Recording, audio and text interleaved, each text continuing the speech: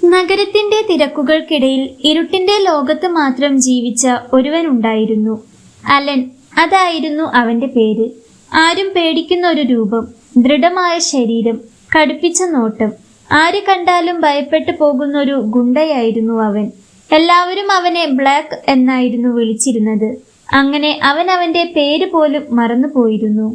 Allen എന്ന ഒരു പാവം മനുഷ്യൻ അവനിൽ നിന്ന് മാഞ്ഞു പോയിരിക്കുന്നു. ഇപ്പോൾ അവനൊരു യന്ത്രം പോലെയാണ്. ക്രൂരതയും നിർവികാരതയും നിറഞ്ഞ, ആരോടും ദയയില്ലാത്ത, ആരെയും പേടിയില്ലാത്ത, പണം കിട്ടിയാൽ ആരെയും കൊല്ലാൻ മടിയില്ലാത്ത ഒരു വാടക ഗുണ്ട. അതായിരുന്നു അവൻ. അവന്റെ ലോകം ഇരുട്ട് നിറഞ്ഞതാണ്. അവിടെ ചുവപ്പും കറുപ്പും നിറങ്ങൾ മാത്രമേ ഉള്ളൂ. കറുപ്പ് വെളിച്ചമില്ലാത്ത അവന്റെ ജീവിതം പോലെ, ചുവപ്പ് അവനൊഴുക്കിയ അനേകരുടെ ചോര പോലെ. അവൻ തെരുവിൽ വളർന്നവനാണ്. അമ്മയും അച്ഛനും ആരെന്ന് അറിയാത്തവൻ. അവന്റെ ആരുമല്ലാത്ത തെരുവിലെ തന്നെ ഒരു മുത്തശ്ശിയാണ് അവനെ വളർത്തിയത്, പഠിപ്പിച്ച് വലുതാക്കിയത്. അവർ മരിക്കുന്നത് വരെ അവനൊരു പാവമായിരുന്നു. എന്നാൽ അവരുടെ മരണത്തോടെ അവനാകെ മാറി. ശരിയും തെറ്റും പറഞ്ഞുകൊടുക്കാൻ ആളില്ലാതെ അവൻ പൂർണ്ണമായും തെറ്റിന്റെ ലോകത്തായിപ്പോയി. ചെറിയൊരു വീട്ടിലാണ് അവൻ താമസിക്കുന്നത്. ആ വീട്ടിലേക്ക് മറ്റാർക്കും പ്രവേശനമില്ല. ഏകാന്തതയുടെ ഒരു കോട്ട തന്നെയായിരുന്നു അവന്റെ ആ വീട്. പുറത്തുനിന്നും നോക്കുമ്പോൾ തന്നെ പേടി തോന്നുന്ന വീട്. ഒരു ദിവസം രാത്രി, അമാവാസി ദിവസം ആയതുകൊണ്ടാകണം, ചുറ്റും നല്ല ഇരുട്ടാണ്. നഗരത്തിന്റെ തിരക്കിൽ നിന്നും ഒഴിഞ്ഞുമാറി ഒരു ഗോഡൌണിന്റെ മൂലയിലിരുന്ന് കത്തി മൂർച്ച കൂട്ടുകയായിരുന്നു അവൻ. അവന്റെ കണ്ണുകളിൽ പ്രത്യേകിച്ച് ഭാവങ്ങളൊന്നുമില്ല. അപ്പോഴാണ് പിറകിൽ നിന്നും ചെരുപ്പിന്റെ ശബ്ദം കേട്ടത്. അവൻ തിരിഞ്ഞു നോക്കി. കയ്യിലൊരു എരിയുന്ന സിഗരറ്റുമായി സുദേവ് നിൽക്കുന്നു. അലൻ സുദേവിനെ തന്നെയൊന്ന് നോക്കി. പക്ഷെ ഇരുന്നിടത്തു നിന്നും ഒരടി മാറിയില്ല. വീണ്ടും കത്തി മൂർച്ച കൂട്ടാൻ തുടങ്ങി. സുദേവിന് അവന്റെ ആ ഒരു ഭാവം അത്രയ്ക്ക് അങ്ങോട്ട് പിടിച്ചില്ല. എങ്കിലും ആവശ്യം തന്റേതായതുകൊണ്ട് മാത്രം സുദേവ് അലന്റെ അടുത്തേക്ക് ചെന്നു. ബ്ലാക്ക്, നീ പറഞ്ഞ പൈസ മുഴുവനായും ഉണ്ട്. പക്ഷേ ഇത് കുറച്ച് റിസ്ക് ഉള്ള പണിയാണ്. അവൻ അത്ര നിസ്സാരക്കാരനല്ല. അവന് ശരിക്കും ഒരു പാഠം പഠിപ്പിക്കണം. അവൻ ഒരിക്കലും മറക്കാത്തതുപോലെ ഒരു പാഠം, സുദേവ് പറഞ്ഞു. അതുകേട്ട് അലൻ കത്തി താഴെ വെച്ചു. പിന്നെ സുദേവിനെ ഒന്ന് നോക്കി. റിസ്ക്, അതെന്റെ ഡിക്ഷണറിയിൽ നിന്നും ഞാൻ പണ്ടേ വെട്ടിമാറ്റിയതാണ്. പിന്നെ നിങ്ങൾക്ക് അവൻ അത്ര നിസ്സാരക്കാരനായിരിക്കില്ല. പക്ഷേ എനിക്കങ്ങനെയല്ല. അതുകൊണ്ട് ആ വക വർത്താനം എന്നോട് വേണ്ട. അലൻ സുദേവിനെ നോക്കി വല്ലാത്തൊരു ഭാവത്തോടെ പറഞ്ഞു. അവന്റെ നോട്ടത്തിൽ സുദേവ് ഒന്ന് പതറി. അല്ല, ഞാൻ അങ്ങനെയല്ല. സുദേവ് എന്തോ പറഞ്ഞു തുടങ്ങിയതും അലൻ അയാളെ തടഞ്ഞു. മതി, എങ്ങനെയായാലും അതിനി പറയണ്ട. പിന്നെ എന്താണ് അവന് കൊടുക്കേണ്ട പാഠം? പറയുമ്പോൾ വ്യക്തമായി പറയണം. വെറുതെയല്ല ഞാൻ പണം വാങ്ങുന്നത്, അലൻ പറഞ്ഞു. സുദേവ് ഒരു നിമിഷം അവനെ തന്നെ ഒന്ന് നോക്കി. അവന്റെ കണ്ണുകളുടെ തീവ്രതയിൽ സുദേവ് ഒന്ന് പേടിച്ചു. അത് അവന്റെ വലതു കൈ, അതൊന്ന് ഒതുക്കണം.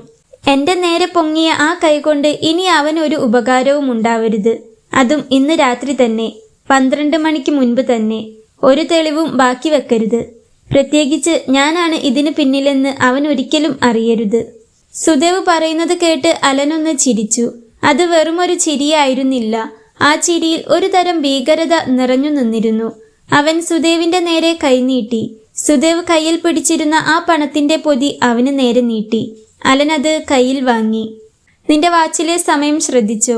കൃത്യം 12 മണിക്ക് മുൻപ് പറഞ്ഞ കാര്യം ചെയ്തിരിക്കും.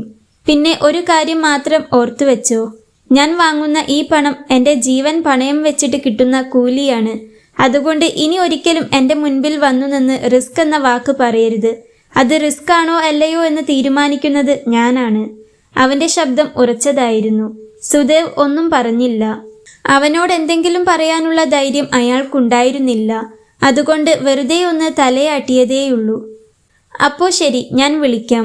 സമയം നോക്കിയിരുന്നോ? പറഞ്ഞുകൊണ്ട് അവൻ കയ്യിൽ പിടിച്ചിരുന്ന കത്തി അറയിലിട്ട് പാൻറിന്റെ പിറകുവശത്ത് തിരുകി വെച്ചു. പിന്നെ മുൻപോട്ട് നടന്ന് ബുള്ളറ്റിൽ കയറി പുറത്തേക്ക് പോയി. മഴയുള്ളൊരു സന്ധ്യാസമയം. കോരിച്ചൊരിയുന്ന മഴയാണ്. അതുകൊണ്ട് തന്നെ വണ്ടികൾ ചീറിപ്പാഞ്ഞു പോകുന്നുണ്ടെങ്കിലും റോഡിലൊന്നും അധികം ആളുകളില്ല. നല്ല മഴ ആയതുകൊണ്ട് തന്നെ വണ്ടി ഒതുക്കി നിർത്തി അലൻ ബസ് സ്റ്റോപ്പിലേക്ക് കയറി നിന്നു. അവൻ ആകെ മൊത്തം നനഞ്ഞിട്ടുണ്ട്. കൈകൊണ്ട് തലമുടിയിലെ വെള്ളമൊന്ന് അവൻ കോതിക്കളഞ്ഞു. അപ്പോഴാണ് ഒരു ബസ് വന്നു നിന്നത്. അതിൽ നിന്നൊരു പെൺകുട്ടി ഇറങ്ങി തലയിൽ കൈവച്ചുകൊണ്ട് ബസ് സ്റ്റോപ്പിലേക്ക് ഓടിക്കയറി. അലൻ അവളെ ഒന്ന് നോക്കി. മെലിഞ്ഞു വെളുത്ത് ചെറിയൊരു പെൺകുട്ടി, ഒരു 10-22 വയസ്സ് കാണും. അവൾ വേഗം ബാഗ് തുറന്ന് ഫോൺ എടുത്തു നോക്കി. അത് ചാർജ് ഇല്ലാതെ ഓഫാണെന്ന് കണ്ട് അവളാകെ വല്ലാതെയായി. ഇനിയിപ്പോ എന്തു ചെയ്യും? അവൾ സ്വയം പറഞ്ഞുകൊണ്ട് ഫോൺ ബാഗിലേക്ക് തന്നെ വെച്ചു. വീട്ടിലേക്ക് വിളിച്ചു പറയാമെന്ന് കരുതിയതാണ്. ഇനിയിപ്പോ എന്തു ചെയ്യും? അവൾക്കാകെ ടെൻഷനായി. അവളൊന്ന് ചുറ്റും നോക്കി. പെട്ടെന്നാണ് ബസ് സ്റ്റോപ്പിൽ നിൽക്കുന്ന അലനെ അവൾ കണ്ടത്. ഒരു നിമിഷം അവളൊന്ന് പേടിച്ചു പോയി. കാരണം അവനെ കണ്ടാൽ ആർക്കായാലും ഒരു പേടി തോന്നും. അവൾ വേഗം തല താഴ്ത്തിക്കളഞ്ഞു. ഇനിയിപ്പോ എന്തു ചെയ്യും ദൈവമേ? ഇവിടെയൊന്നും ആരുമില്ലല്ലോ. ഇറങ്ങി നടന്നാലോ? അവൾ അത് ചിന്തിച്ചുകൊണ്ട് കാലെടുത്ത് മുൻപോട്ട് വെക്കാൻ പോയതും വലിയൊരു മിന്നൽ. അതിന്റെ പിന്നാലെ തന്നെ ഇടിയും വെട്ടി. അവൾക്ക് എന്ത് ചെയ്യണമെന്നറിയാതെയായി. കുറച്ചു കഴിഞ്ഞതും അവൾ പതിയെ ഒന്ന് തലയുയർത്തി നോക്കി. അവളെ തന്നെ നോക്കി നിൽക്കുന്ന അലനെ കണ്ട് അവളുടെ പേടി ഒന്നുകൂടി കൂടി. കട്ടിയുള്ള മീശ, ഉറച്ച ശരീരം, കടുപ്പിച്ചുള്ള അവന്റെ നോട്ടം. അവൾ പെട്ടെന്ന് തോളിലിട്ടിരുന്ന ബാഗൂരി നെഞ്ചോട് ചേർത്ത് മുറുക്കെ പിടിച്ചു. അലൻ അവളെ തന്നെ നോക്കി നിൽക്കുകയായിരുന്നു. അവൻ അവളുടെ കണ്ണിലെ ഭയം കണ്ടു. സാധാരണയായി അവനെ ആരെങ്കിലും പേടിയോടെ നോക്കുന്നത് അവനിൽ ഒരു തരം സംതൃപ്തിയാണ് നിറയ്ക്കാറുള്ളത്. എന്നാൽ ഇന്നെന്തോ അതിന് വിപരീതമായി അവളുടെ കണ്ണിൽ കാണുന്ന ഭയം അവനെ വല്ലാതെ അസ്വസ്ഥമാക്കി. അവൻ അവളിൽ നിന്നും വേഗം തന്നെ നോട്ടം മാറ്റിക്കളഞ്ഞു. പിന്നെ പോക്കറ്റിൽ നിന്നും ഒരു സിഗരറ്റ് എടുത്ത് പുക വലിച്ചുകൊണ്ടിരുന്നു. പൊതുസ്ഥലത്ത് പുക വലിക്കാൻ പാടില്ലെന്ന് ഇയാൾക്കറിയില്ലേ? ബസ് സ്റ്റോപ്പിൽ സിഗരറ്റിന്റെ രൂക്ഷഗന്ധം നിറഞ്ഞതും മൂക്കിന് നേരെ കൈവച്ചുകൊണ്ട് അവൾ സ്വയം പറഞ്ഞു. ഉറക്കെ പറയാനുള്ള ധൈര്യം അവൾക്കില്ലായിരുന്നു. മഴ കൂടുന്നതല്ലാതെ കുറയുന്നില്ല. കുടയാണെങ്കിൽ എടുത്തിട്ടുമില്ല. അവൾ എന്തു ചെയ്യുമെന്നറിയാതെ ബസ് സ്റ്റോപ്പിന്റെ അറ്റത്തേക്ക് നീങ്ങി നിന്നു. ഒരു ഓട്ടോ എങ്കിലും വന്നിരുന്നെങ്കിൽ അവൾ അതിയായി ആഗ്രഹിച്ചു പോയി. പെട്ടെന്നാണ് അവൻ തനിക്കരികിലേക്ക് വരുന്നതായി അവൾക്ക് തോന്നിയത്. അവളൊന്ന് വിറച്ചുപോയി. എന്നാൽ അവൾക്ക് നേരെ നീണ്ടുവന്ന അവന്റെ കയ്യിൽ പിടിച്ചിരിക്കുന്ന ഫോൺ കണ്ടപ്പോഴാണ് അവളുടെ ശ്വാസം ഒന്ന് നേരെ വീണത്. അവൾ അവനെ മുഖമുയർത്തി നോക്കി. വിളിച്ചിട്ട് തന്നാൽ മതി. ഗൗരവത്തോടെ തന്നെ അവൻ അതും പറഞ്ഞ് അവൾക്ക് നേരെ ഫോൺ നീട്ടി. അവൾ വേഗം അത് കയ്യിൽ വാങ്ങി. ശേഷം വേഗം അച്ഛന്റെ നമ്പറിലേക്ക് വിളിച്ചു. അച്ഛാ, ഞാനാ ലയ. അച്ഛൻ കോൾ എടുത്തതും അവൾ പറഞ്ഞു. നീ ഇത് എവിടെയാ മോളെ? ഫോൺ എന്താ ഓഫ്? എത്ര വിളിച്ചു? അച്ഛൻ ചോദിച്ചു. അത് ഫോൺ ഓഫായിപ്പോയി, ചാർജ് ഇല്ല. ഞാനിവിടെ ബസ് സ്റ്റോപ്പിലുണ്ട്. അച്ഛനൊന്ന് ഇങ്ങു വരുവോ? അവൾ ചോദിച്ചു. ഞാനിതാ അവിടെ എത്താനായി. നിന്നെ വിളിച്ചിട്ട് കിട്ടാതിരുന്നപ്പോൾ തന്നെ ഞാൻ വീട്ടിൽ നിന്നിറങ്ങി. അമ്മ പറഞ്ഞു കുട എടുത്തിട്ടില്ലെന്ന്. എന്നാ ശരി വെച്ചോ, ഞാനിതാ എത്തി. അച്ഛൻ പറഞ്ഞതും അവളൊന്ന് മൂളിക്കൊണ്ട് ഫോൺ വെച്ചു. അലൻ കുറച്ചു മാറിയാണ് നിൽക്കുന്നത്. അവൾ അച്ഛൻ്റെ നമ്പർ കോൾ ലിസ്റ്റിൽ നിന്നും ഡിലീറ്റ് ചെയ്ത ശേഷം അവൻ അരികിലേക്ക് ചെന്നു. എൻ്റെ ഫോൺ ഓഫായിപ്പോയി. അച്ഛനിപ്പോൾ വരും, താങ്ക്സ്. അവന് നേരെ ഫോൺ നീട്ടിക്കൊണ്ട് അവളൊരു നേരത്തെ പുഞ്ചിരിയോടെ തന്നെ പറഞ്ഞു. എന്നാൽ അവനൊന്നും പറയാതെ ഫോൺ വാങ്ങി പോക്കറ്റിലിട്ടു. പിന്നീട് ഒന്നും സംസാരിക്കാൻ താല്പര്യമില്ലാത്തതുപോലെ പുറത്തേക്ക് നോക്കി നിന്നു. അതുകണ്ട് അവൾ പിന്നെയൊന്നും ചോദിക്കാൻ പോയില്ല. അവൾ വീണ്ടും ആദ്യം നിന്നതുപോലെ ഒരു ഭാഗത്ത് വന്നു നിന്നു. എങ്കിലും നേരത്തെ വരെ ഉണ്ടായിരുന്ന ആ പേടി ഇപ്പോൾ ഇല്ല. ആള് കാണുന്നത് പോലെ അത്ര കുഴപ്പക്കാരനൊന്നുമല്ല അവൾക്ക് തോന്നി. അധികം കഴിയുന്നതിനു മുൻപേ അവളുടെ അച്ഛൻ കാറുമായി വന്നിരുന്നു. അവൾ അവനെ ഒന്ന് നോക്കിയ ശേഷം വേഗം ചെന്ന് കാറിലേക്ക് കയറി. അവൻ അവളെ തിരിഞ്ഞു നോക്കിയില്ല. അവൾ കാറിലേക്ക് കയറിയെന്ന് കണ്ടതും അവൻ വേഗം അവന്റെ ബുള്ളറ്റിലേക്ക് കയറി വണ്ടിയെടുത്തു. അവൾ അവൻ പോകുന്നതൊന്നു നോക്കി. തനിക്ക് കാവൽ എന്ന പോലെയാണ് അവൻ ഇത്രയും നേരം ബസ് സ്റ്റോപ്പിൽ നിന്നതെന്ന് അവൾക്ക് മനസ്സിലായി. എന്തിനെന്നറിയാതെ അവളുടെ ചുണ്ടിലൊരു പുഞ്ചിരി മൊട്ടിട്ടു. അടുത്ത ദിവസം രാവിലെ പഴയ പള്ളിയുടെ അടുത്തുള്ള ചായക്കടയിലിരുന്ന് കട്ടൻ കാപ്പി കുടിച്ചുകൊണ്ടിരിക്കുകയാണ് അലൻ. അപ്പോഴാണ് അവൾ അവിടേക്ക് വരുന്നത്. നാരായണേട്ടാ, എൻ്റെ കാപ്പി ഇങ്ങ എടുത്തോ എന്ന് വിളിച്ചു പറഞ്ഞുകൊണ്ടാണ് അവൾ അകത്തേക്ക് കയറി വന്നത് തന്നെ. അപ്പോൾ തന്നെ ദാ എത്തിപ്പോയി എന്നൊരു മറുപടി അകത്തുനിന്ന് വരികയും ചെയ്തു. അവൾ അവിടെയുള്ള ബെഞ്ചിലേക്കിരിക്കുമ്പോഴാണ് തൊട്ടടുത്ത ബെഞ്ചിലിരിക്കുന്ന അലനെ അവൾ കണ്ടത്. അവനെ കണ്ടതും ചെറിയൊരു പേടി അവൾക്ക് തോന്നി. എങ്കിലും ഇന്നലെ അവൻ ഉപദ്രവിക്കാതെ ഫോൺ വെച്ച് നീട്ടിയ ഓർമ്മയിൽ അവളുടെ ചുണ്ടിലൊരു പുഞ്ചിരി വിരിഞ്ഞു. ഹായ്, അവൾ അവനെ നോക്കി പറഞ്ഞു. അവനൊന്ന് തലയുയർത്തി നോക്കി. പിന്നെ ഒന്നും പറയാതെ അവൻ വായിച്ചുകൊണ്ടിരുന്ന പത്രത്തിലേക്ക് തന്നെ നോട്ടം മാറ്റി. ഓ ജാട, അവൾ മനസ്സിൽ പറഞ്ഞു. ഇവിടെയാണോ വീട്? അവൾ വീണ്ടും ചോദിച്ചു. അവൻ തലയുയർത്താതെ തന്നെ ഒന്ന് മൂളി. ഇന്നലെ ആദ്യം കണ്ടപ്പോൾ എനിക്ക് ശരിക്കും പേടിയായിരുന്നു. പിന്നീട് ഫോൺ തന്നപ്പോഴാ ആ പേടി പോയത്, അവൾ വലിയ കാര്യത്തിൽ പറഞ്ഞു. അലൻ കാപ്പി ഒരിറക്ക് കുടിച്ചുകൊണ്ട് മേശപ്പുറത്ത് വെച്ചു. സാധാരണയായി അങ്ങനെ ആരും അവനോട് സൗഹൃദപരമായി സംസാരിക്കാറില്ല. എല്ലാവർക്കും ഒരു തരം പേടിയാണ് അവനെ. പേടിക്കാൻ വേണ്ടി തന്നെയാണ് ഞാൻ ഇങ്ങനെ നടക്കുന്നത്. ഗൗരവമേറിയ ശബ്ദത്തിൽ അവൻ അത്രമാത്രം പറഞ്ഞു. അതെന്തിനാ ഇങ്ങനെ നടക്കുന്നേ? അതുകൊണ്ടെന്താ കാര്യം? അവൾ വീണ്ടും ചോദിച്ചു. അതു കേട്ടുകൊണ്ടാണ് നാരായണേട്ടൻ അവിടേക്ക് വന്നത്. അയാൾക്ക് വല്ലാത്തൊരു പേടി തോന്നി. അയാൾ ഒന്നും പറയേണ്ടെന്ന് അവൾക്ക് കണ്ണുകൊണ്ട് കാണിച്ചു കൊടുത്തു. അവൾ അയാളെ നോക്കിയൊന്ന് പതിയെ ചിരിച്ചു കാണിച്ചതും അയാൾ അവളെയും അവനെയും ഒന്ന് മാറി മാറി നോക്കിയ ശേഷം പതിയെ അകത്തേക്ക് നടന്നു.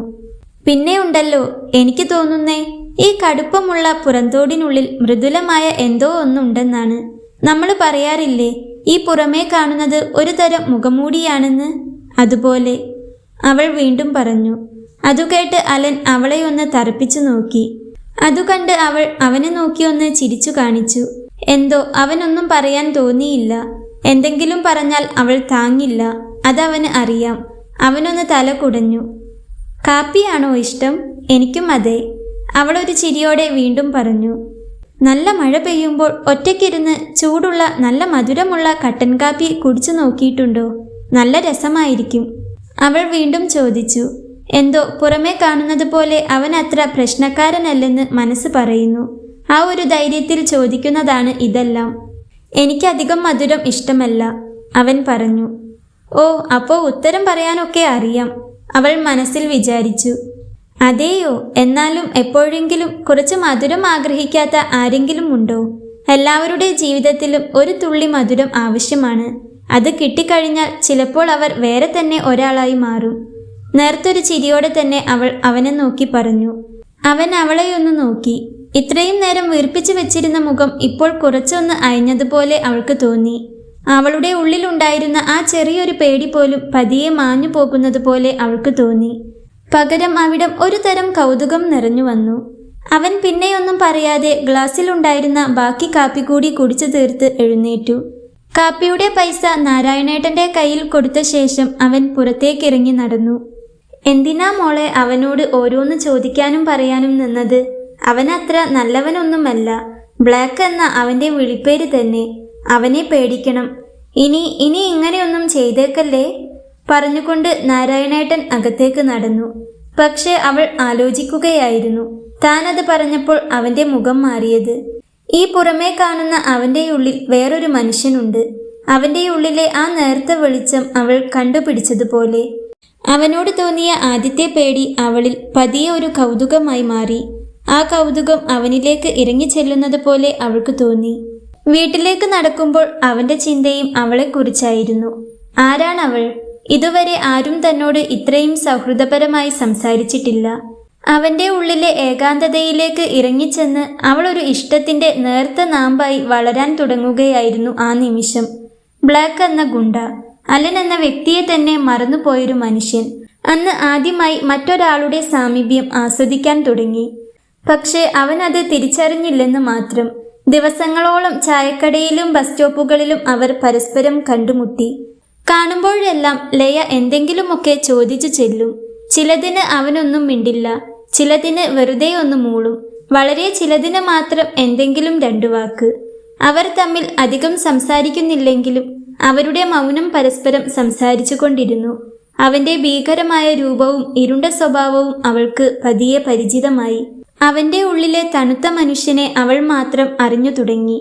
ദിവസങ്ങൾ പതിയെ കടന്നുപോയി. ഒരു ദിവസം രാവിലെ പത്രം വായിക്കുമ്പോൾ അതിൻ്റെ 1-ാം പേജിലെ ഒരു വാർത്ത അവളുടെ കണ്ണിലുടക്കി. അതിൻ്റെ തലക്കെട്ട് ഇങ്ങനെയായിരുന്നു: ഇരുട്ടിൻ്റെ മറവിലെ ആക്രമണം, പ്രമുഖ വ്യവസായിക്ക് പരിക്ക്. വാർത്തയുടെ അടിയിൽ സംഭവം നടന്ന സ്ഥലത്തിൻ്റെയും പരിക്കേറ്റ ആളുടെയും ഫോട്ടോ. അവളെ ഞെട്ടിച്ചത് വേറെയൊന്നുമല്ല, ആ ക്രൂരകൃത്യം നടത്തിയ വ്യക്തിയെക്കുറിച്ച് പോലീസ് നൽകിയ വിവരങ്ങളിലെ സൂചനകളാണ്. പ്രദേശത്ത് ബ്ലാക്ക് എന്നറിയപ്പെടുന്ന കറുത്ത വേഷം ധരിച്ച ഒരാളെ സംശയിക്കുന്നു. ലയയുടെ തലയ്ക്കകത്ത് എന്തോ ഒന്ന് വെട്ടി. അന്ന് ചായക്കടയിലെ നാരായണേട്ടൻ പറഞ്ഞത് അവളുടെ കാതിൽ വീണ്ടും വന്ന് അലയടിച്ചു. എന്തിനാ മോളെ അവനോട് ഓരോന്ന് ചോദിക്കാനും പറയാനും നിന്നത്? അവനത്ര നല്ലവനൊന്നുമല്ല. ബ്ലാക്ക് എന്ന അവന്റെ വിളിപ്പേര് തന്നെ. അവനെ പേടിക്കണം.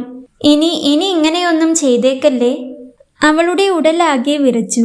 അല്പനേരം അതേ ഇരിപ്പ് ഇരുന്ന ശേഷം അവൾ എഴുന്നേറ്റ് അച്ഛൻ്റെ അരികിലേക്ക് ചെന്നു. അച്ഛൻ്റെ ഫോൺ വാങ്ങി ട്രൂ കോളറിൽ കയറി അവൾ വെറുതെ ബ്ലാക്ക് എന്ന് സെർച്ച് ചെയ്തു നോക്കി. അവൻ്റെ പേരും നമ്പറും തെളിഞ്ഞു വന്നു. അതെ, അത് അവൻ തന്നെയാണ്. അവൻ്റെ ഫോണിൽ നിന്ന് തന്നെയാണ് താൻ അന്ന് അച്ഛനെ വിളിച്ചത്. എന്തിനോ അവൾക്ക് വല്ലാത്ത പേടി തോന്നി, കൂട്ടത്തിൽ വല്ലാത്ത സങ്കടവും. അവൾ അവനെ തന്നെ ഒന്ന് ഓർത്തു നോക്കി. കടുപ്പിച്ച നോട്ടം, ഉറച്ച ശരീരം, ഗൗരവമേറിയ ശബ്ദവും വാക്കുകളും. താൻ അടുത്തിരുന്ന് സംസാരിച്ച, താൻ അടുക്കാൻ ശ്രമിച്ചുകൊണ്ടിരുന്ന ആ വ്യക്തി വാടകയ്ക്ക് ക്രൂരകൃത്യങ്ങൾ ചെയ്യുന്നൊരു വാടക ഗുണ്ടയാണ്. എന്തും ചെയ്യാൻ മടിയില്ലാത്തവൻ. അവന്റെ കൈകളിൽ ഒത്തിരി പേരുടെ ചോരയുടെ മണമുണ്ട്. ആലോചിക്കുമ്പോൾ തന്നെ അവൾക്ക് ഹൃദയം നിലച്ചതുപോലെ തോന്നി. അവൻ അത്ര നല്ലവനല്ലെന്ന് ആദ്യമേ തോന്നിയിരുന്നു. എങ്കിലും ഇത്രത്തോളം പ്രശ്നക്കാരനാണെന്ന് അറിഞ്ഞിരുന്നില്ല. അങ്ങനെയുള്ള അവന്റെ അടുത്തേക്കാണല്ലോ താൻ ഓരോന്നും ചോദിച്ചുകൊണ്ട് പോയതെന്നോർത്ത് അവൾ അപ്പോഴും വിറച്ചു. അവൻ തന്നെയൊന്നും ചെയ്യാതെ വിട്ടത് തന്നെ തന്റെ ഭാഗ്യം. അവൾ നെഞ്ചിൽ കൈവച്ച് ശ്വാസം ആഞ്ഞു വലിച്ചു. പിന്നീട് അവൾ മാറി. ചായക്കടയിൽ അവൻ ഇരിക്കുന്നത് കണ്ടാൽ അവൾ വഴി മാറി നടന്നു.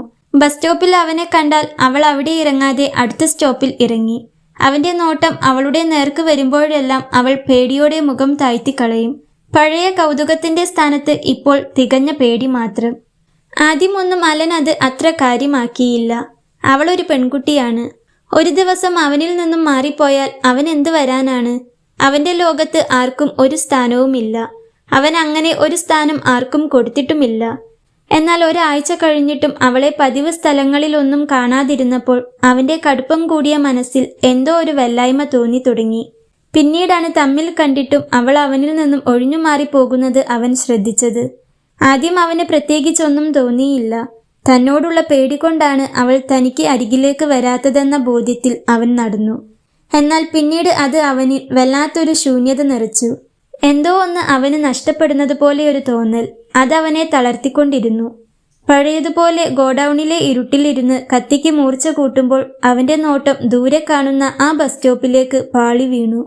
അതെയോ? എന്നാലും എപ്പോഴെങ്കിലും കുറച്ച് മധുരം ആഗ്രഹിക്കാത്ത ആരെങ്കിലും ഉണ്ടോ? എല്ലാവരുടെ ജീവിതത്തിലും ഒരു തുള്ളി മധുരം ആവശ്യമാണ്. അത് കിട്ടിക്കഴിഞ്ഞാൽ ചിലപ്പോൾ അവർ വേറെ തന്നെ ഒരാളായി മാറും. അവൾ പറഞ്ഞ വാക്കുകൾ അവന് ഓർമ്മ വന്നു. അവളുടെ ആ സംസാരം, നോട്ടം, ചിരി, അങ്ങനെ അവൻ ഒരിക്കലും അനുഭവിച്ചിട്ടില്ലാത്ത ഒരു തരം അനുഭവമായിരുന്നു അത്.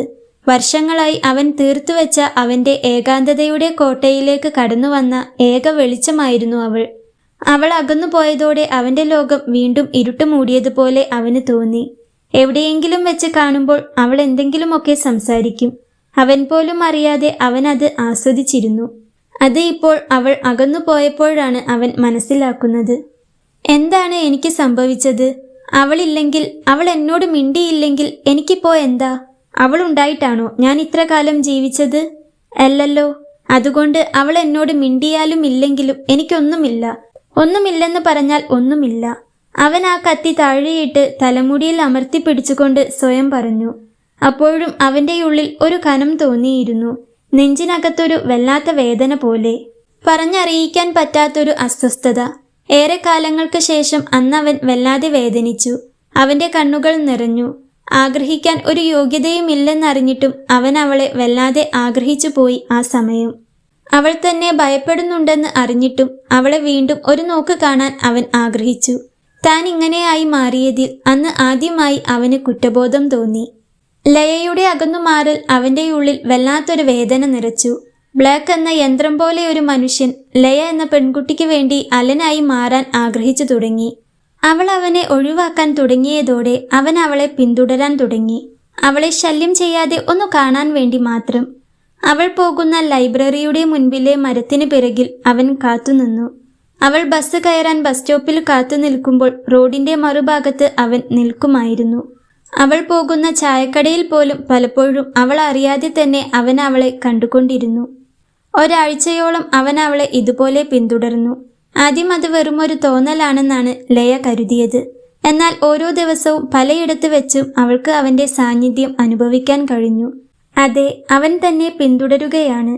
ലയയുടെ ഉള്ളിലെ ഭയം കൂടിക്കൂടി വന്നു. രാത്രിയിൽ ഉറക്കമില്ലാതെയായി. വാതിൽ അകത്തുനിന്നും ലോക്ക് ചെയ്യുമ്പോൾ പോലും അവൾക്ക് പേടിയാണ്. അവൻ ഇതിനകം അകത്തു കയറി ഒളിച്ചിരിക്കുന്നുണ്ടാകുമോ എന്ന്. ജനലടയ്ക്കുമ്പോൾ റോഡിന്റെ അങ്ങേയറ്റത്തെ ഇരുട്ടിലേക്ക് അവൾ പേടിയോടെ നോക്കും. ഒരു ദിവസം ലൈബ്രറിയിൽ നിന്ന് ഇറങ്ങി നടക്കുമ്പോൾ ലയ പെട്ടെന്ന് തിരിഞ്ഞു നോക്കി. അവിടെ ആ മതിൽക്കെട്ടിനോട് ചാരി അവൻ നിൽക്കുന്നു. ലയയുടെ തൊണ്ട വറ്റി വരണ്ടു. അവൻ തന്നെ പിന്തുടരുകയാണ്. എന്തിന്? അവനൊരു ഗുണ്ടയാണ്. പണത്തിനു വേണ്ടി എന്തും ചെയ്യാൻ മടിക്കാത്തവൻ. അവൻ എന്തിനാണ് തന്റെ പിന്നാലെ ഇങ്ങനെ നടക്കുന്നത്? ഇനി ഭീഷണിപ്പെടുത്താനോ ഉപദ്രവിക്കാനോ എങ്ങാനും ആയിരിക്കുമോ? എന്തോ ഒന്ന് ആലോചിച്ച ശേഷം അവൾ വേഗത്തിൽ പുറത്തേക്ക് ഇറങ്ങിയോടി. അവളുടെ കണ്ണുകൾ നിറഞ്ഞു. എത്ര വേഗത്തിൽ ഓടിയിട്ടും കാലുകൾക്ക് വേഗത പോരാത്തതുപോലെ അവൾക്ക് തോന്നി. അവളെയും കാത്തുനിന്ന അവൻ കാണുന്നത് അവിടെ നിന്നും ഓടിപ്പോകുന്ന അവളെയാണ്. എന്തോ ഒരു നിമിഷം അവന്റെ ഹൃദയം നിശ്ചലമായി. അവളുടെ ആ ഭയം നിറഞ്ഞ ഓട്ടം അവന്റെ നെഞ്ചിൽ വല്ലാത്തൊരു മുറിവുണ്ടാക്കി. അവൻ അവളെ സ്നേഹിക്കുന്നു. അവൾക്കു വേണ്ടി അവന്റെ ലോകം തന്നെ മാറ്റിപ്പണിയാൻ ആഗ്രഹിക്കുന്നു. ഇതുവരെ പേടിയോടെ മാത്രം എല്ലാവരും നോക്കിയിരുന്ന തന്നോട്, മിണ്ടാൻ പോലും മടിച്ചിരുന്ന തന്നോട്, ആരും കാണിച്ചിട്ടില്ലാത്തതുപോലെ സ്നേഹത്തോടെ ഒരു മനുഷ്യനോടെന്ന പോലെ പെരുമാറിയത് അവൾ മാത്രമാണ്. എത്രയോ ഒഴിഞ്ഞുമാറി ശ്രദ്ധിക്കാത്തതുപോലെ നടന്നു കളഞ്ഞു. അപ്പോഴെല്ലാം തന്നിലേക്ക് കയറി വന്നത് അവളാണ്. എന്നിട്ടിപ്പോ ഇനി അവളില്ലാതെ ഒരു നിമിഷം പോലും കഴിയില്ലെന്ന് അവൻ മനസ്സിലാക്കി. പക്ഷേ തന്നെ കാണുമ്പോൾ പേടിച്ചോടുന്ന അവളെ കാണുമ്പോൾ അടുത്തേക്ക് പോകാൻ പോലും പേടി തോന്നുന്നു. അതുകൊണ്ടാണ് ഇത്രയും ദിവസം ദൂരെ നിന്ന് അവളെ നോക്കിക്കണ്ടത്. എന്നിട്ടും ഇന്ന് വന്നത് എന്തെങ്കിലും ഒരു വാക്ക് അവളോടൊന്ന് മിണ്ടാൻ വേണ്ടിയാണ്. അവളുടെ ആ ശബ്ദമൊന്ന് കേൾക്കാൻ വേണ്ടിയാണ്. പക്ഷേ ഇതൊന്നും ലയയ്ക്ക് അറിയില്ലായിരുന്നു. അവളുടെ ഉള്ളിൽ എന്തോ ഒരു ലക്ഷ്യം വെച്ച് അവളെ എപ്പോഴും പിന്തുടരുന്ന, അവളെ വേദനിപ്പിക്കാൻ വരുന്ന ബ്ലാക്ക് എന്ന ഒരു വാടകഗുണ്ട മാത്രമായി മാറിയിരുന്നു അവൻ. അലന്റെ ഉള്ളിൽ അവളോടുള്ള പ്രണയം തീവ്രമായി വളർന്നപ്പോൾ അവളുടെ ഉള്ളിൽ അവനോടുള്ള പേടി ഒരു കൊടുങ്കാറ്റായി മാറി. അവൾ ഭയന്നോടുമ്പോൾ അവനും ഭയന്നു. അവന്റെ മനസ്സിലെ സ്നേഹം അവൾക്ക് മനസ്സിലാകുന്നില്ല എന്ന തിരിച്ചറിവിൽ അവൻ കൂടുതൽ ഒറ്റപ്പെട്ടു, വേദനിച്ചു. ഒരു ദിവസം വൈകുന്നേരം ബസ്സിറങ്ങി അവൾ വീട്ടിലേക്ക് നടക്കുകയായിരുന്നു. വീട്ടിലേക്കുള്ള ഷോർട്ട് കട്ടിലൂടെയാണ് അവൾ പോകുന്നത്. പെട്ടെന്ന് ആകാശം ഇരുണ്ടു.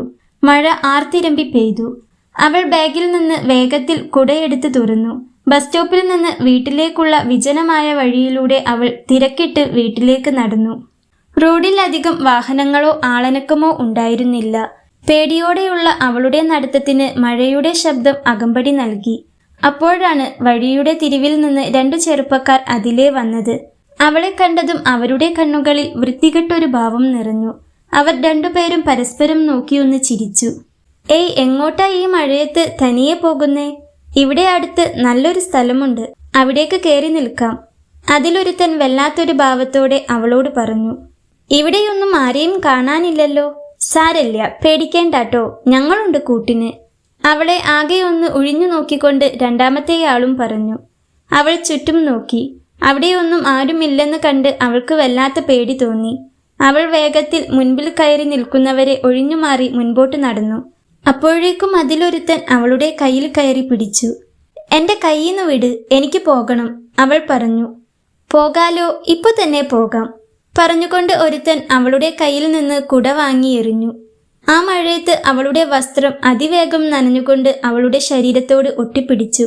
അവൾ ബാഗ് നെഞ്ചോട് ചേർത്ത് മുറുക്കി പിടിച്ചു.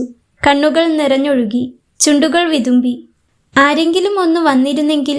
അവൾ പേടിയോടെ ചുറ്റും നോക്കി. അതേസമയം അതിവേഗത്തിൽ പെട്ടെന്നൊരു ബുള്ളറ്റ് അവർക്കരികിൽ കൊണ്ടുവന്നു നിർത്തി. അവൾക്ക് വല്ലാത്ത ആശ്വാസം തോന്നി. എന്നാൽ അതിലിരിക്കുന്ന ആളെ കണ്ട് അവൾ വീണ്ടും പേടിച്ചു. അത് അവനായിരുന്നു, അലൻ. എന്നത്തേക്കാളും അധികമായി അവന്റെ മുഖം വലിഞ്ഞു മുറുകിയിരിക്കുന്നു. ഇനി അലനും അവരുടെ കൂടെയുള്ളതായിരിക്കുമോ? എല്ലാവരും പറഞ്ഞു വെച്ചൊരു പ്ലാൻ ആയിരിക്കുമോ ഇത്? അവൾക്ക് ആലോചിക്കുമ്പോൾ തന്നെ തല കറങ്ങുന്നത് പോലെ തോന്നി. അലൻ അവളെയൊന്നു നോക്കി. അവളുടെ കണ്ണിലെ പേടി അത് തന്നോട് കൂടിയുള്ളതാണെന്ന് അവന് മനസ്സിലായിരുന്നു. അവർ പിടിച്ചിരുന്ന അവളുടെ കയ്യിലേക്കൊന്നു നോക്കി. അവന്റെ മുഖം ഒന്നുകൂടി വലിഞ്ഞു മുറുകി. ചെന്നിയിലെ ഞരമ്പുകൾ എടുത്തു പിടിച്ചു. അവളുടെ കയ്യിലെ ആ പിടി അങ്ങ് വിട്ടേക്ക്, അവൻ പറഞ്ഞു. ഇല്ലെങ്കിൽ? ആ ചെറുപ്പക്കാർ അവളുടെ കയ്യിലെ പിടി ഒന്നുകൂടി മുറുക്കിക്കൊണ്ട് അവന്റെ നേരെ തിരിഞ്ഞു.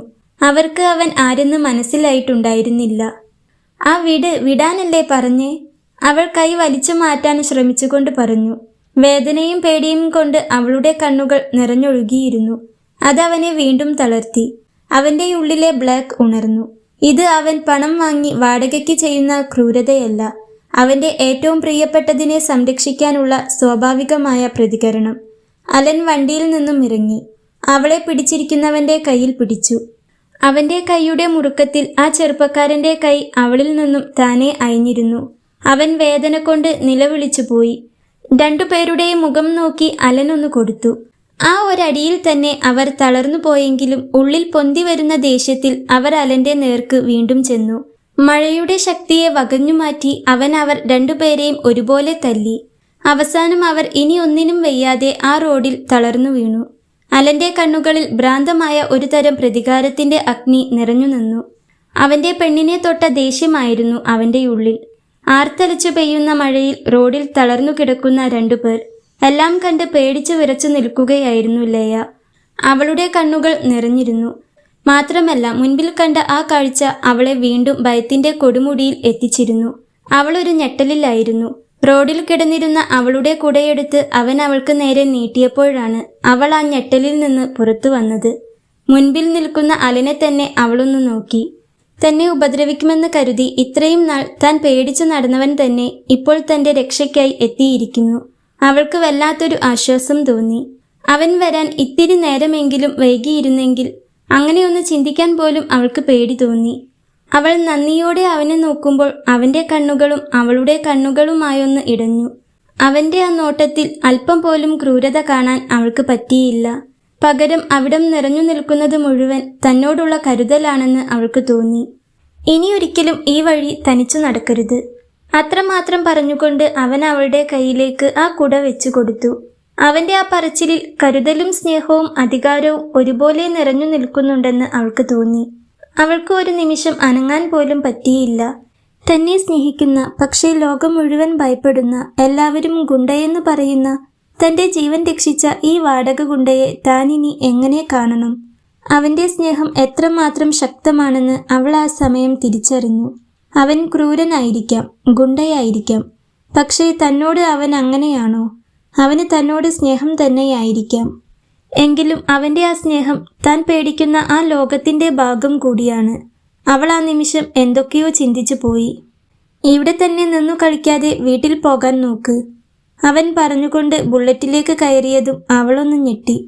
പിന്നീടൊരു വാക്കിന് കാത്തു നിൽക്കാതെ അവൻ വണ്ടിയെടുത്ത് മുൻപോട്ട് പോയി. അവൻ പോകുന്നതും നോക്കി ഒരേ നിൽപ്പ് നിന്നു.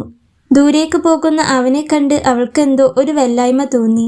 എന്നാൽ കുറച്ചു ദൂരം മുൻപോട്ട് പോയ അവൻ വണ്ടി തിരിച്ച് അവൾക്കരികിലേക്ക് തന്നെ വന്നു. എന്തോ അവളെ തനിച്ചവിടെ വിട്ടിട്ട് പോകാൻ അവന് തോന്നിയില്ല. വാ കേറ്, വീട്ടിലാക്കി തരാം, അവൻ പറഞ്ഞു. അവൾ അവനെ തന്നെ ഒന്ന് നോക്കി നിന്നു. പറഞ്ഞത് കേട്ടില്ലേ?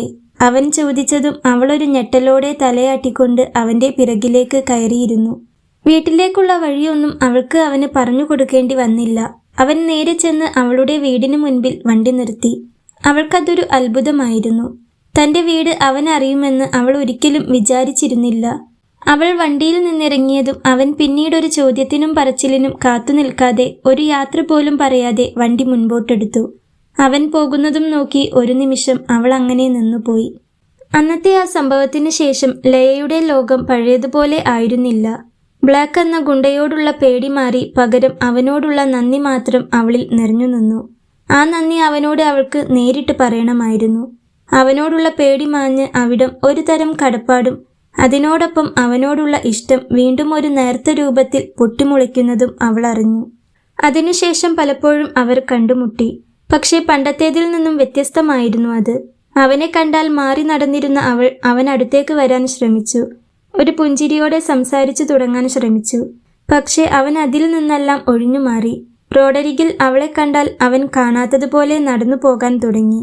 ചായക്കടയിൽ അവൾ അടുത്തു വരുമ്പോഴേക്കും അവൻ കുടിച്ചുകൊണ്ടിരുന്ന കാപ്പി കയ്യിലെടുത്ത് പുറത്തേക്ക് ഇറങ്ങി നിൽക്കും. അലൻ മനഃപൂർവ്വം തന്നിൽ നിന്നും ഒഴിഞ്ഞു മാറുന്നതാണെന്ന് അവൾക്ക് മനസ്സിലായി.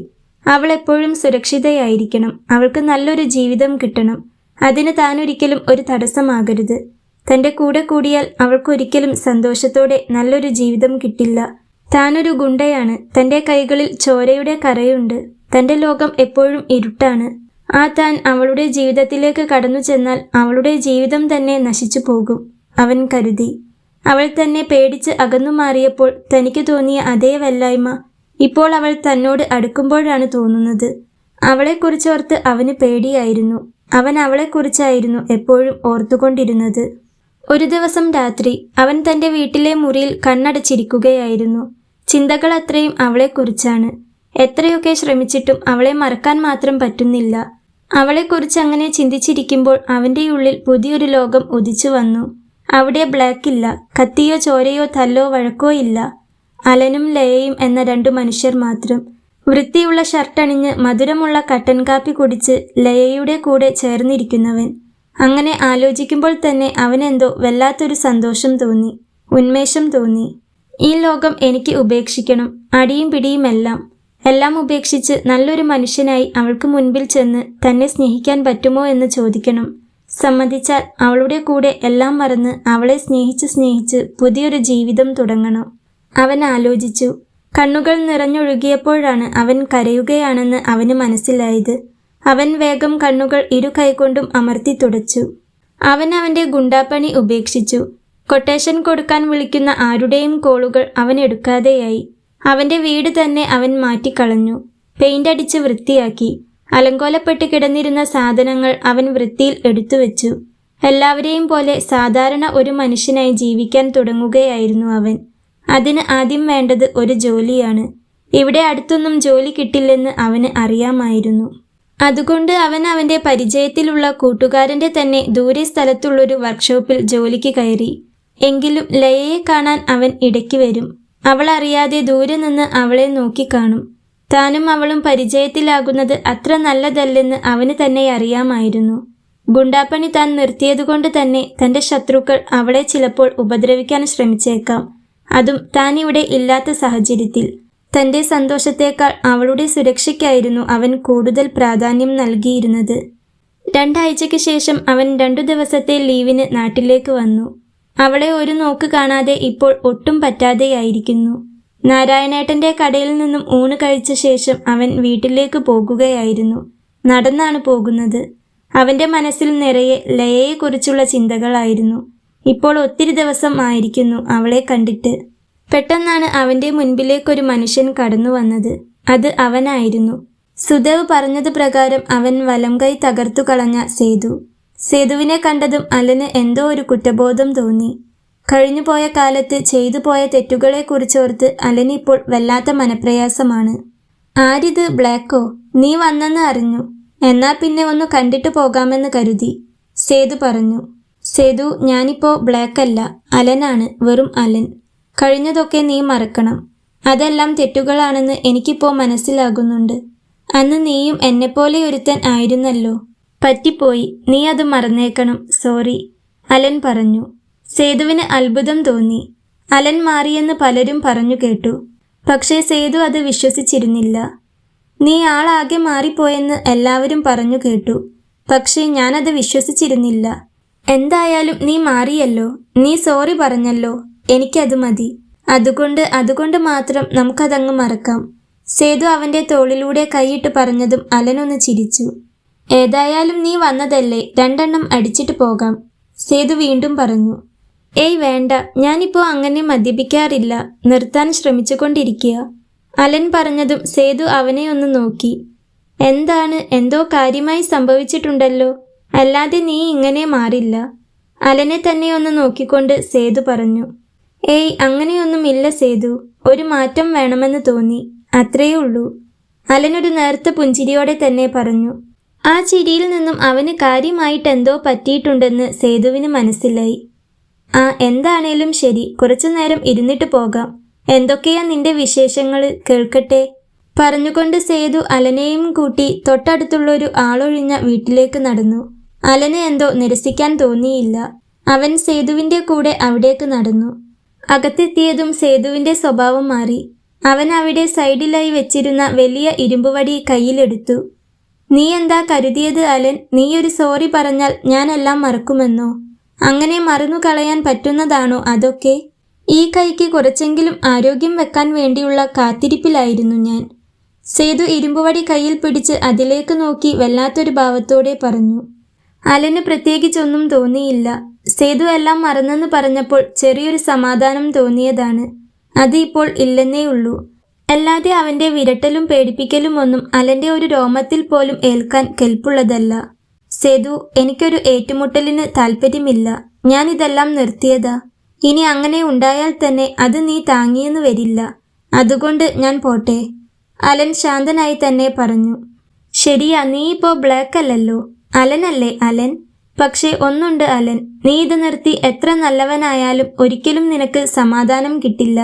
കാരണം നിന്നെപ്പോലുള്ളവർക്ക് എന്നെപ്പോലെയുള്ള ഒരുപാട് ശത്രുക്കളുണ്ടാകും. അവര് നിന്നെ സമാധാനത്തോടെ ജീവിക്കാൻ സമ്മതിക്കില്ല. അപ്പോൾ എങ്ങനെയാ, തുടങ്ങല്ലേ? പറഞ്ഞുകൊണ്ട് സേതു കയ്യിലെ ഇരുമ്പുവടി അലന് നേരെ വീശി. അതേസമയം എന്തോ ഒരു ക്ഷീണം പോലെ തോന്നിയതുകൊണ്ട് ഉച്ചയ്ക്ക് വീട്ടിലേക്ക് തിരിച്ചു വരികയായിരുന്നു ലയ. അപ്പോഴാണ് നാരായണേട്ടന്റെ കടയിൽ നിന്നും ഇറങ്ങിപ്പോകുന്ന അലനെ അവൾ കണ്ടത്. ഒരു നിമിഷം അവൾക്ക് അവളുടെ കണ്ണുകളെ വിശ്വസിക്കാനായില്ല. ഈ കഴിഞ്ഞ 2 ആഴ്ചയും അവൾ അവനെ തിരയുകയായിരുന്നു. അല്ലെങ്കിൽ എവിടെയെങ്കിലും വെച്ച് ഒരു നോട്ടമെങ്കിലും കാണാറുണ്ടായിരുന്നു. ഇതിപ്പോൾ ഒന്ന് കണ്ടിട്ട് തന്നെ എത്രയായി? അച്ഛന്റെ ഫോണിൽ നിന്നും അന്നത്തെ ആ പേടിയിൽ അവന്റെ നമ്പർ ഡിലീറ്റ് ചെയ്തു കളഞ്ഞിരുന്നു. അല്ലെങ്കിൽ അതിൽ വിളിച്ചു നോക്കിയാൽ മതിയായിരുന്നു. ഇതിപ്പോ എന്തെങ്കിലും പറ്റിയതാകുമോ എന്നറിയാൻ പോലും പറ്റാതെ അവളാകെ വല്ലാത്തൊരു അവസ്ഥയിലായിരുന്നു. അവനെ കണ്ട് അവൾ അവളുടെ ക്ഷീണം പോലും മറന്നുപോയി.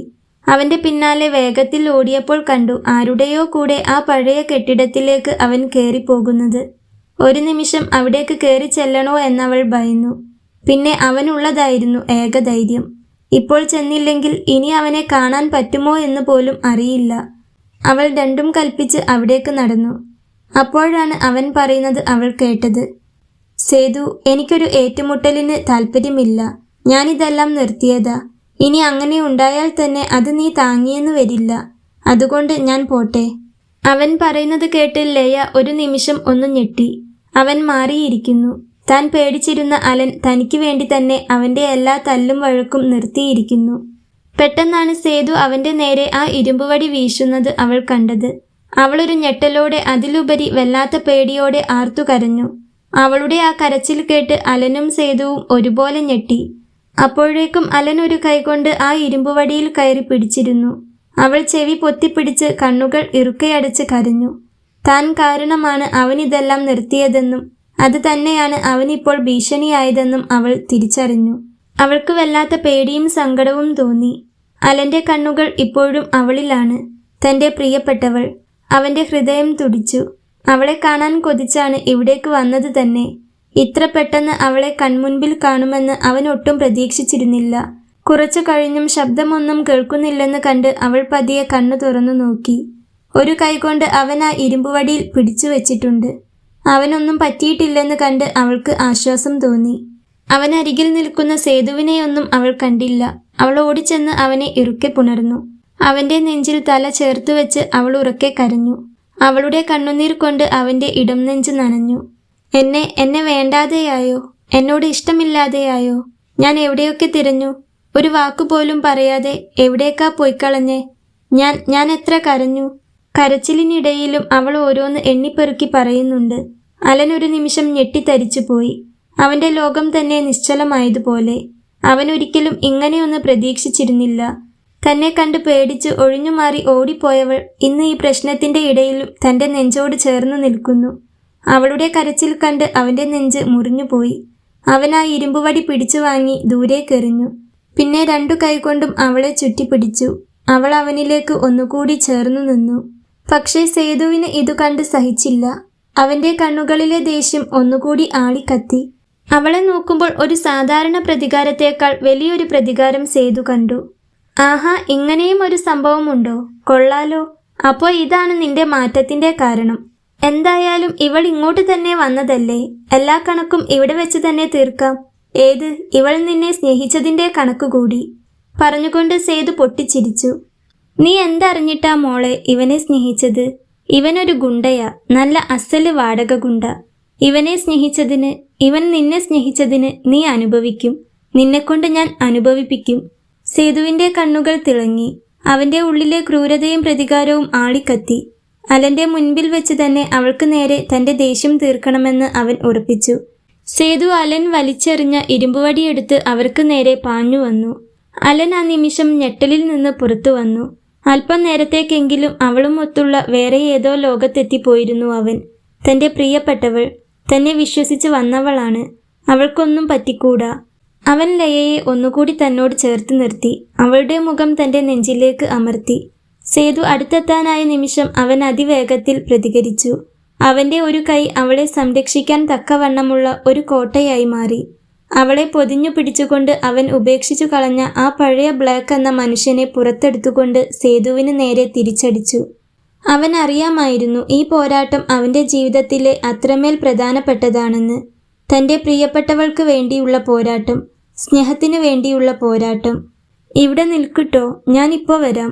അവളെ ഒരു സൈഡിലേക്ക് നീക്കി നിർത്തി അവളുടെ കവിളിൽ കൈ ചേർത്തുകൊണ്ട് അലൻ പറഞ്ഞു. അവളുടെ നിറഞ്ഞ കണ്ണുകൾ അലന്റെ മുഖത്ത് തന്നെയായിരുന്നു. സേതുവിന് ഇതൊന്നും കണ്ട് സഹിച്ചില്ല. സേതു അവളുടെ നേർക്ക് പാഞ്ഞു വന്നതും അലൻ തിരിഞ്ഞ് അവന്റെ നെഞ്ചിൽ ചവിട്ടി തെറിപ്പിച്ചതും ഒരുമിച്ചായിരുന്നു. സേതുവിന് ലയയുടെ ദേഹത്ത് ഒരപകടവും ഏൽപ്പിക്കാൻ കഴിഞ്ഞില്ല. അലൻ അതിന് സമ്മതിച്ചില്ല. അലൻ സമർത്ഥമായി ഒഴിഞ്ഞു മാറിയപ്പോൾ സേതുവിന്റെ ആ ഇരുമ്പുവടി ലക്ഷ്യം തെറ്റി ചുമരിൽ ചെന്നിടിച്ചു. ആ ശബ്ദം അവിടെ ഒന്നാകെ മുഴങ്ങി. അലൻ ഒറ്റ തള്ളലിന് സേതുവിനെ നിലത്തേക്ക് വീഴ്ത്തി. നിലത്തു വീണ സേതുവിന് പഴയ ബ്ലാക്കിന്റെ ശക്തിയെ നേരിടാൻ കഴിയില്ലെന്ന് മനസ്സിലായി. വല്ലാത്തൊരു പേടി അവന്റെ കണ്ണുകളിൽ നിറഞ്ഞു. വിടടാ ആ! അലന്റെ പിടിയിൽ അമർന്നിരിക്കുന്ന കാലിന്റെ വേദന സഹിക്കാൻ കഴിയാതെ സേതു അലറിക്കരഞ്ഞു. എന്നോടുള്ള കണക്ക് തീർക്കാൻ നോക്കിയത് എനിക്ക് പ്രശ്നമല്ല, പക്ഷെ ഇവളെ വേദനിപ്പിക്കാൻ നോക്കിയത്, അതുമാത്രം ഞാൻ സഹിക്കില്ല, ക്ഷമിച്ചു തരില്ല പറഞ്ഞുകൊണ്ട് അവൻ ഒന്നുകൂടി സേതുവിന്റെ കാൽ പിടിച്ചു തിരിച്ചു. സേതു വീണ്ടും അലറിക്കരഞ്ഞു. അവന്റെ കണ്ണുകളിലെ അഗ്നി ലയയും കാണുന്നുണ്ടായിരുന്നു. അവൾക്ക് അവനോട് അതിയായ സ്നേഹം തോന്നി. സന്തോഷവും സങ്കടവും കൊണ്ട് അവനെ ഇറുക്കെ പുണരാൻ തോന്നി. എനിക്ക് ഇനിയെങ്കിലും ഒന്ന് ജീവിക്കണം, അതുകൊണ്ട് മാത്രം ഞാൻ നിന്നെയൊന്നും ചെയ്യുന്നില്ല. അല്ലെങ്കിൽ എൻ്റെ പെണ്ണിനെ നോക്കിയ നിന്നെ ഞാനുണ്ടല്ലോ. അതും പറഞ്ഞ് അവനെ ചവിട്ടി തെറിപ്പിച്ചുകൊണ്ട് അലൻ എഴുന്നേറ്റു. ഒരടി പോലും നീങ്ങാൻ കഴിയാതെ സേതു അവിടെ ഒരേ കിടപ്പ് കിടന്നു. അലൻ തിരിഞ്ഞ് ലയയെ നോക്കി. അവൻ നോക്കേണ്ട താമസം അവൾ ഓടി വന്ന് അവന്റെ നെഞ്ചോട് ചേർന്നിരുന്നു. അവൻ അവളെ ഇരു കൈകൊണ്ടും പൊതിഞ്ഞു പിടിച്ചു. അവൾ കരയുകയാണ്. അവന്റെ കണ്ണുകളും നിറഞ്ഞിട്ടുണ്ട്. എങ്കിലും അവന്റെ ചുണ്ടിലൊരു പുഞ്ചിരി നിറഞ്ഞു നിന്നിരുന്നു. അവൻ നിറഞ്ഞ കണ്ണുകൾ ഒരു കൈകൊണ്ട് അമർത്തി തുടച്ചു. ലയ പതിയെ അവന്റെ നെഞ്ചിൽ നിന്ന് മുഖമുയർത്തി. അവളുടെ കണ്ണുകൾ കണ്ണുനീരിൽ കുതിർന്നിരുന്നു. പേടിയുടെയോ വേദനയുടെയോ കണ്ണുനീരല്ല, മറിച്ച് സ്നേഹത്തിന്റെയും തിരിച്ചറിവിന്റെയും കണ്ണുനീരായിരുന്നു അത്. അലന്റെ മുഖത്തേക്ക് അവൾ കൈവച്ചു. അവന്റെ കണ്ണുകൾ അവളുടെ മുഖത്താണ്. അവന്റെ രണ്ടു കൈകളും അവളുടെ അരക്കെട്ടിലൂടെ ചുറ്റി വരഞ്ഞിട്ടുണ്ട്. അവന്റെ കണ്ണിൽ അവളോടുള്ള അവന്റെ സ്നേഹം അവൾ കണ്ടു. എന്താ എന്നോട് പറയാതെ പോയത്? ഞാൻ എല്ലായിടത്തും നോക്കി, എവിടെയും കാണാതെ. ഞാൻ എത്രമാത്രം പേടിച്ചെന്ന് അറിയോ, കരഞ്ഞെന്ന് അറിയോ? എന്തിനാ എന്നെ കണ്ടിട്ടും കാണാത്തതുപോലെ നടന്നത്? എന്തിനാ എന്നെ അവഗണിച്ചത്? ചോദിക്കുമ്പോൾ അവൾ കരഞ്ഞു പോയിരുന്നു. അവന് വല്ലാത്ത സങ്കടം തോന്നി. അതിലുപരി തന്നെ സ്നേഹിക്കാനും ആരെങ്കിലും ഉണ്ടല്ലോ എന്ന സന്തോഷവും. അവൻ അവന്റെ മുഖത്തു നിന്നും അവളുടെ കൈയെടുത്ത് ആ ഉള്ളം കൈയിൽ പതിയെ ചുണ്ടു ചേർത്തു. അവന്റെ ആദ്യ ചുംബനം. അവൾക്ക് മനസ്സ് നിറഞ്ഞു. ഞാനൊരു ഗുണ്ടയായിരുന്നു ലയേ.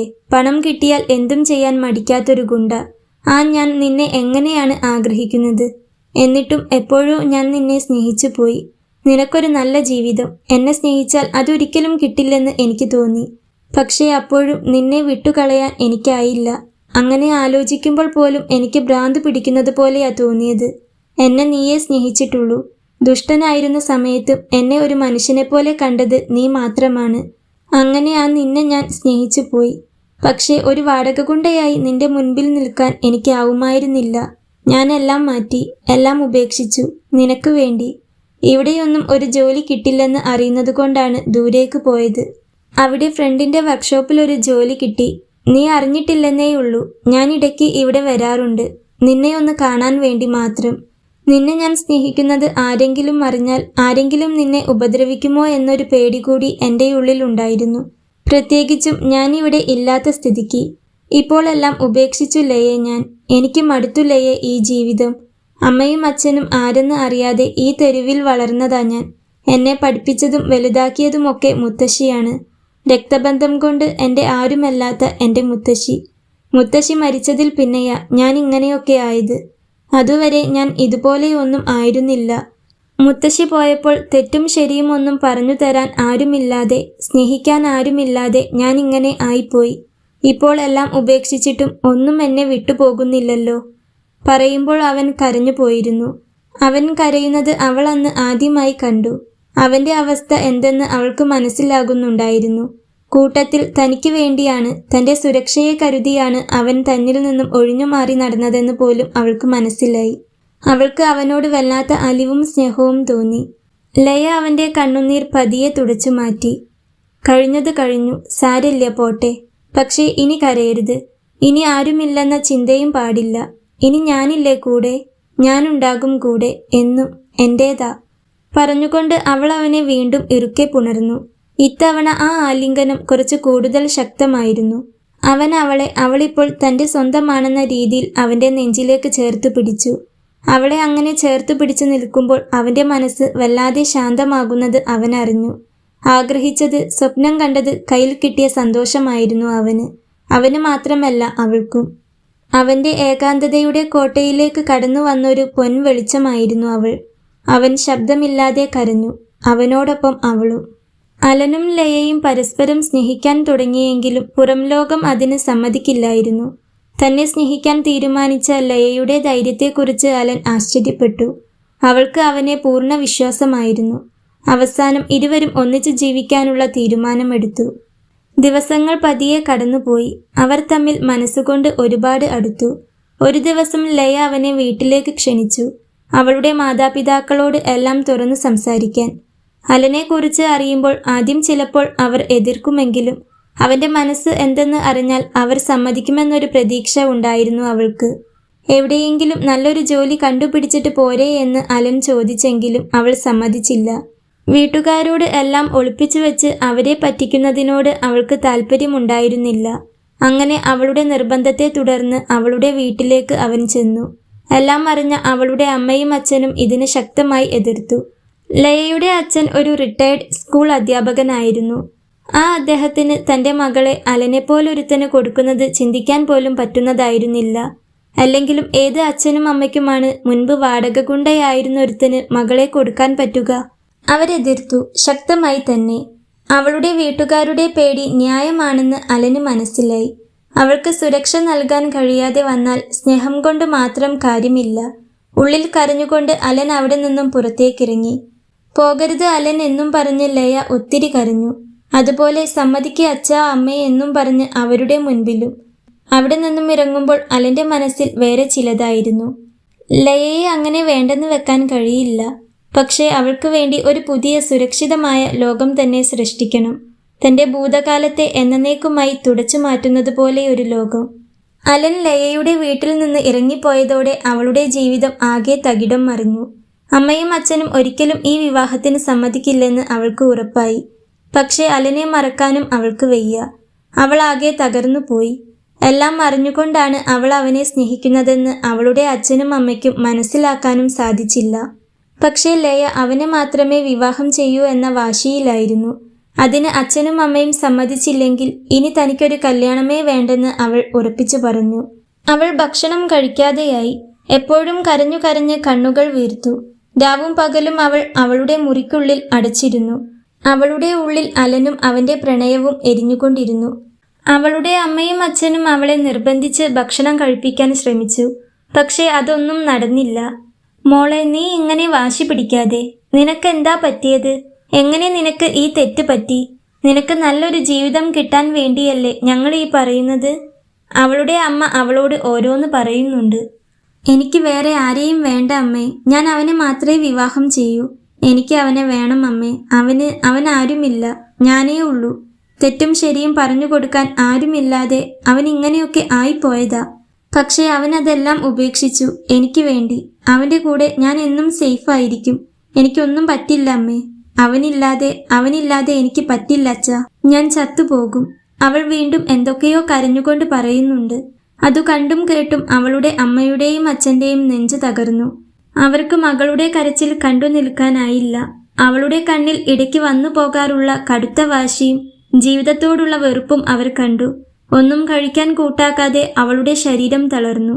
2-ാം ദിവസം ഉച്ച തിരിഞ്ഞ് ലയ തീർത്തും അവശയായി കിടന്നു. അതുകണ്ട് അവളുടെ അച്ഛനും അമ്മയും അവരുടെ വാശിയും തീരുമാനവും മാറ്റി. ദാദേ, ഇത് ശരിയാവില്ല. നമ്മുടെ മോള് അവൾ ഇങ്ങനെ വിഷമിക്കുന്നത് കാണാൻ വയ്യ. ഇങ്ങനെ പട്ടിണി കിടന്നാൽ അവൾക്ക് എന്തേലും പറ്റിപ്പോകും. നമുക്ക് അവളുടെ ജീവനല്ലേ വലുത്. അയാൾ പറഞ്ഞതും അവളുടെ അമ്മയും അത് ശരിവെച്ചു. മകളുടെ അവസ്ഥ കണ്ടു നിൽക്കാൻ ആ അമ്മയ്ക്ക് ഒട്ടും പറ്റുന്നുണ്ടായിരുന്നില്ല. അവൻ പണ്ടൊരു ഗുണ്ടയായിരുന്നു, ശരി തന്നെ. അതിന്റെ കാരണവും അവളും അവനും പറഞ്ഞില്ലേ. അവനിപ്പോൾ മാറിയെന്ന് അവൾ വിശ്വസിക്കുന്നുണ്ടെങ്കിൽ, അവന്റെ കൂടെ അവൾ സന്തോഷവതിയായിരിക്കുമെന്ന് അവൾക്ക് ഉറപ്പുണ്ടെങ്കിൽ, അവളുടെ ഇഷ്ടം തന്നെ നടക്കട്ടെ.